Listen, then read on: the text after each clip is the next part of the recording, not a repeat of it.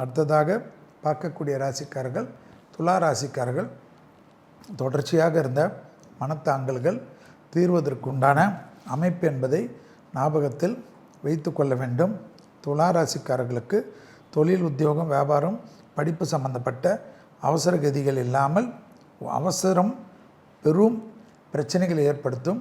8ஆம் இடத்தில் சூரியன் இருப்பதனால் உணர்ச்சி வசப்படுவதை தவிர்த்து கொள்வதும், நரசிம்மர் வழிபாடு கண்டிப்பாக கழுத்து பகுதி, சுளுக்கு பகுதி, பிபி சுகரை பார்த்து கொள்வதும் மிக மிக முக்கியமான அமைப்பு என்பதை துளாராசிக்காரர்கள் ஞாபகத்தில் வைத்து கொள்ள வேண்டும்.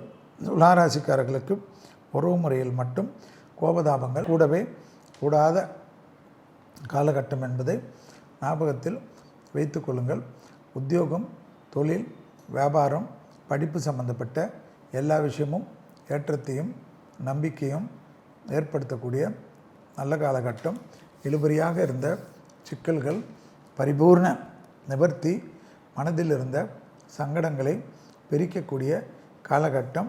பூமி சம்பந்தப்பட்ட விஷயத்தில் ஏற்றத்தையும் நம்பிக்கையும் ஏற்படுத்தும்.